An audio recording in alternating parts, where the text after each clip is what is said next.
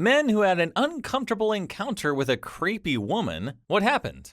Story 1. I tried Tinder for the first time after a long, toxic relationship when I was around 23 or something. I matched with a girl who I clicked with. We wrote for about 2 weeks or something until she decided we should meet. I was like, all right, it may be fun. That same night, I woke up from her calling me around 2 in the morning and said she was going to be outside my house in 10 minutes. I thought it was pretty weird, to be honest, but the thought of being close to someone would actually be pretty nice. She parks her car outside my house, and when she gets out, it's not the girl in the pictures on Tinder. She's much bigger and has a different hair color. I guess we're all a little shallow to an extent, and you shouldn't rate people by appearance, but this wasn't what I was expecting at all. She basically just shoved me to get inside, and she was horrible, vulgar, annoying, and the profanity she used was crazy. We sat in my sofa, and she talked about her friends and family, and after a while she wanted to move closer and closer, and I just got up and made an excuse that I needed to use the bathroom. When I got out, she was already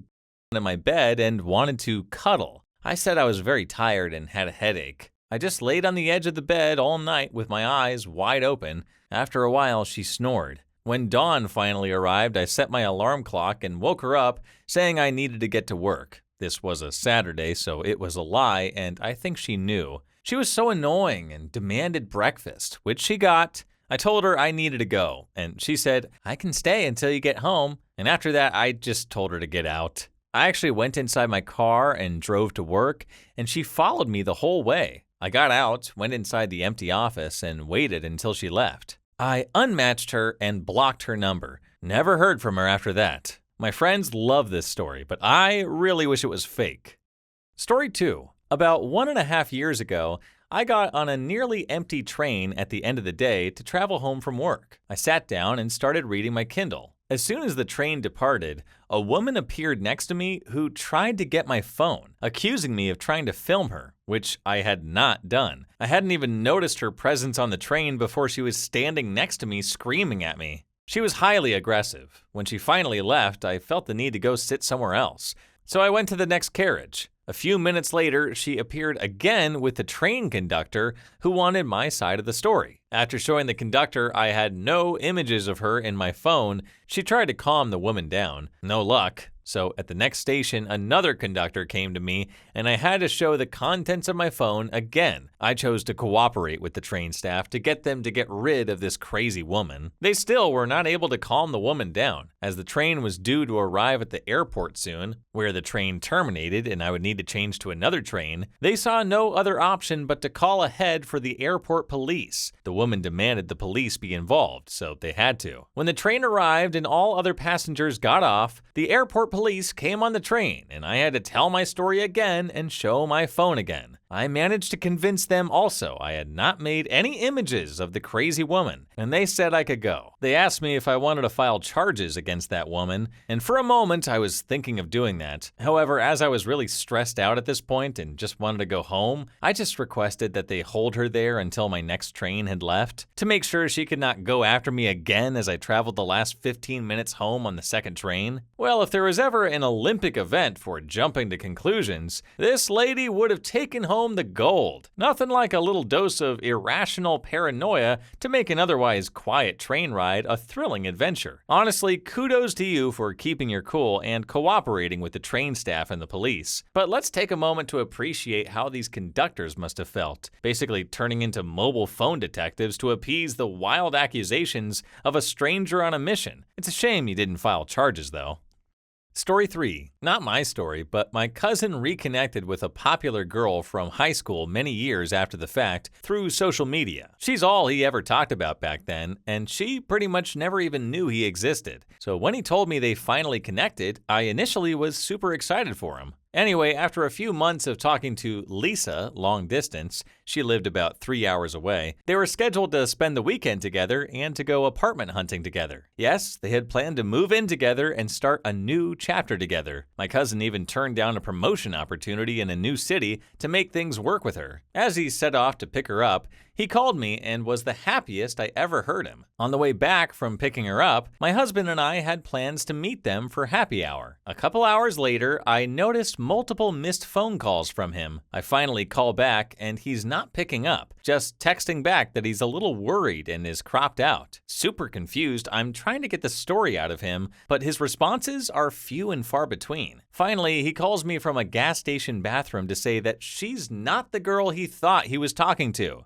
She was not Lisa, but instead was Mary, another girl we also went to high school with. When he goes to pick her up, she casually strolls to the car and greets him and makes no reference to the fact that she's a totally different person. He was so creeped out that he didn't say anything to her, and they continued on with the afternoon. She carried on as if nothing was amiss. Not to mention she had been using Lisa's photos, Lisa's life story, but was now also going by the name Lisa. It was all so bizarre. The saddest thing is he really enjoyed this girl's company, and they actually had hit it off before meeting up. He spent the day with her, and then he told her he had been called into work for an emergency. He dropped her off and immediately blocked her on everything, deleted his social media, and eventually relocated the next month with work. This is still a touchy subject for him, so I don't bring it up. But I do know that he ran into someone who was in touch with the real Lisa, and she was happily married and living in another state. We will never know what this girl's endgame was. My cousin was super depressed about this for months. The twisted world of catfishing and misplaced identity. It's like a real-life soap opera, but with fewer tears and way more confusion. Poor guy, thinking he's about to embark on a fairy tale romance, only to find out he's been starring in an episode of Who the Heck Are You Really? But we must appreciate the sheer audacity of Mary here. She not only impersonated Lisa online,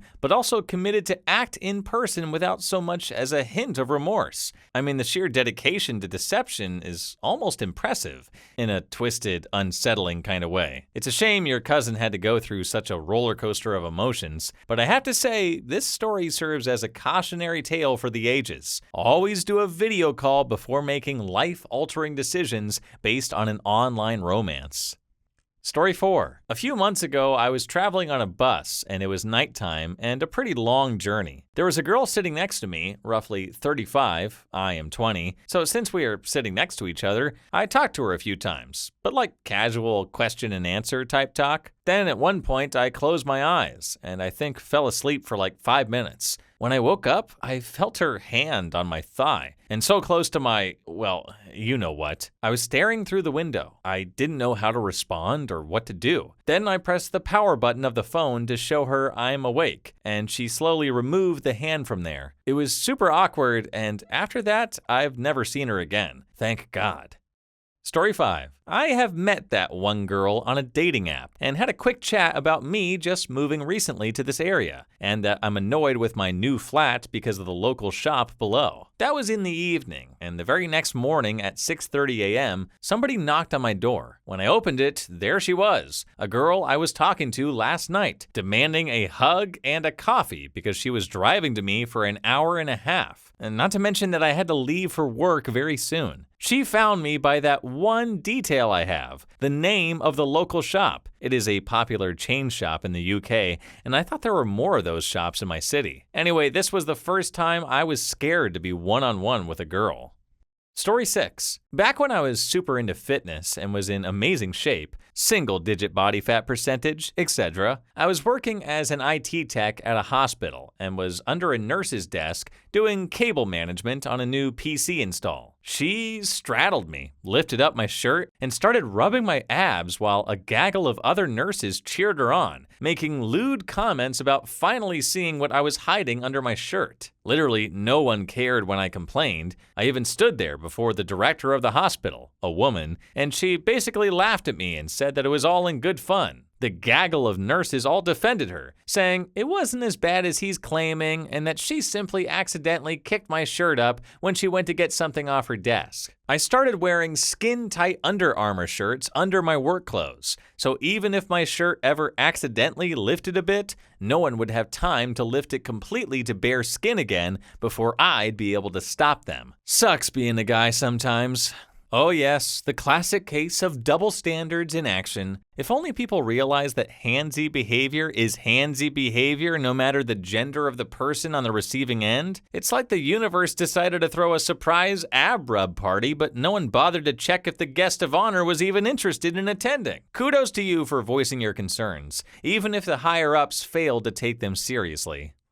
Story 7. Last year, I went on a solo trip across the country. One night, I found myself in a small-town bar hoping to make some new friends. I was enjoying a drink when a woman named Carla approached me. She seemed a bit eccentric, wearing an oversized sweater and mismatched jewelry. The moment we started talking, I couldn't help but feel a little uneasy, as she seemed to have an intense interest in me. As the night progressed, Carla became increasingly intrusive. She asked me personal questions about my family, my relationships, and even my dental hygiene. She then began telling me about her unusual hobby of collecting found items like coins, buttons, and even teeth. At this point, I was eager to end the conversation, but didn't want to be impolite. When I decided to leave the bar, Carla handed me a small, wrapped package. She said it was a souvenir to remember her by, and insisted that I take it. Reluctantly, I accepted the gift and left the bar. Back at my hotel, I opened the package to find a single, seemingly human tooth inside. I was disturbed, but chalked it up to Carla's bizarre sense of humor. I tossed the tooth into my backpack and forgot about it. Months later, while organizing my things, I stumbled upon the tooth again. I couldn't help but think about the strange encounter with Carla. After some online research, I discovered that Carla was a local artist, known for creating sculptures using found objects. I realized that the tooth was likely just a prop she had used in one of her art pieces. Still, to this day, I have no idea why she would ever do this to a complete stranger. Some people are just weird, I guess. So boys, pay attention to who you go out with and date. It's amazing how sometimes we end up meeting people who just leave us baffled. Carla was definitely one of those characters with her unusual hobby and gift. But hey, at least now you have a story to tell and a lesson learned. Remember, it's always important to be careful about who you interact with, especially when traveling alone. Stay safe and enjoy your future adventures without any more bizarre dental surprises. Story 8. Acquaintance that worked at my son's after-school care. Talked to her a handful of times, max. She learns I do IT work for a living and asks me if I can fix some malware issues with her laptop. She brings it to me, and while I'm cleaning it up, I open the downloads folder to run some tools I downloaded, and there are about 15 pictures of me. Some from my LinkedIn, a couple from my employer's About Us page, and some she took from me from her phone, stalker style. It was awkward to say the least. She turned about 10 shades of red and nervously laughed it off. I tried to pretend like I just didn't see the weirdest thing in my life. Thank God my son was going to middle school the following year. I tried to avoid her at all costs after that. Please leave your story down below in the comments. I would absolutely love to make a video about them in the future. And also don't forget to like and subscribe. And until next time, peace.